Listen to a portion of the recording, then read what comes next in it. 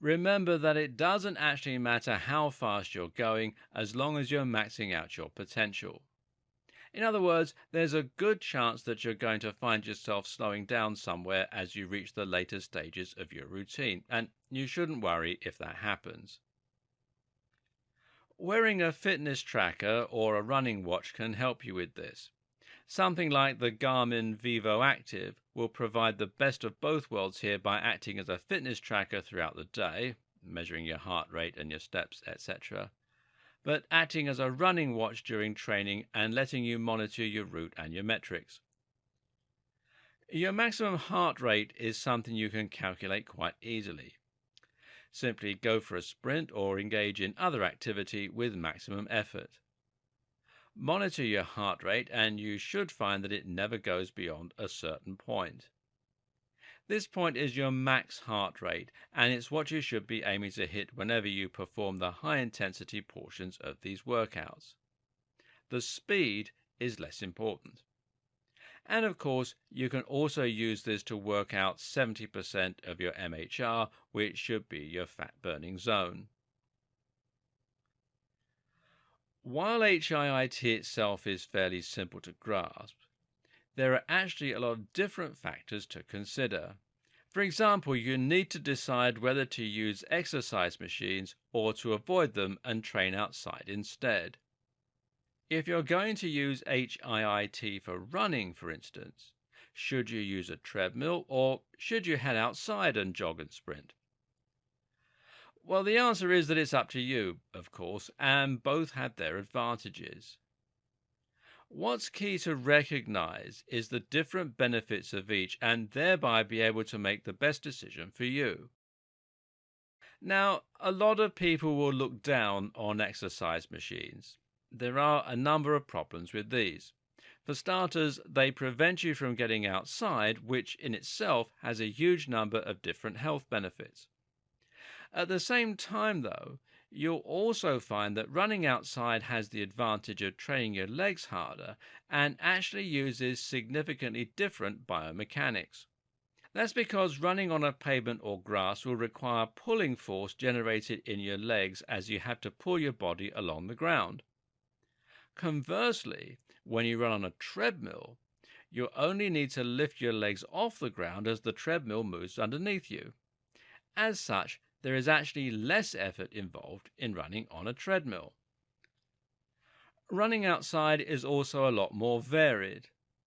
While it's possible to alter the angle and the pace on a treadmill, it's still going to involve selecting from one of a number of different positions and sticking with it. When you run outside, meanwhile, you're forced to constantly adapt to changes in the shape of the ground, to the gradient that you're running on, and more. Of course, many of these issues are less significant if you're riding a stationary bike, but the variety and the real-world value of running is one of the things that attracts a lot of people to it in the first place. But this doesn't mean there's no place at all for running on a treadmill. First of all, running on a treadmill is a good option if you have a bad knee or another complaint. Running at a fixed incline is a good way to reduce the strain on the knees, and many people will thus prefer to stick to a treadmill so that they can control this facet. Better yet for bad knees or back complaints is to ride a stationary recumbent bike. Bikes have zero impact, which makes them better for those with joint complaints. A recumbent bike, meanwhile, is a type of bike that has you leaning backwards with your legs outstretched in front of you. This in turn means that you aren't placing any weight on your legs or your spine and can simply concentrate on driving the pedals. CV machines are also great for training when you can't be bothered to head outside because it's raining or cold, and if you're someone who will struggle to be motivated in this regard, then you should consider that a very big bonus. It's always better to perform an easier form of exercise and stick with it than it is to perform a more challenging form but then give up after the first week. Lastly, running on machines will give you the ability to precisely control the level of challenge. This means you can monitor the exact speed you're able to maintain and get a very good estimate of your calorie burn. Some will even include heart rate monitors or synchronize with external gadgets to perform this job. All this is ideal for HIIT because it means you can run for exactly 1 minute at a very precise speed and then switch. Next week, you can do the exact same thing, and once you're used to that, you can increase the challenge by a very small and precise amount. Before we get into the different tools and strategies you can use to mix up your HIIT training, note that there is a way you can increase your calorie burn significantly simply by changing the time of day that you train. This technique is called fasted cardio, and it involves training first thing in the morning before breakfast. It's called fasted cardio because your body is in a fasted state. While you haven't been consciously starving yourself, you will not have eaten for a while merely as a result of having been asleep for so long. This means your body will be very low on energy reserves as your glycogen stores and blood sugar are all but depleted.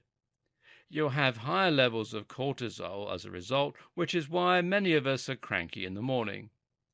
And it's even one of the things that actually wakes us up. Cortisol is one of our wakefulness neurotransmitters, and it works in direct opposition to melatonin. If you train at this point, in other words before breakfast, you'll be training at a massive calorie deficit and you'll be forced to burn more fat. Unfortunately, this also means you're more likely to burn muscle. This is mitigated to some extent by performing HIIT rather than steady-state cardio, and especially if you're using concurrent training. More about that later. But it's worth bearing in mind if your goal is to build lean muscle. If your goal is simply weight loss, though, then go for it. Just make sure to give yourself a few minutes after getting up so that your spine is less vulnerable to injury.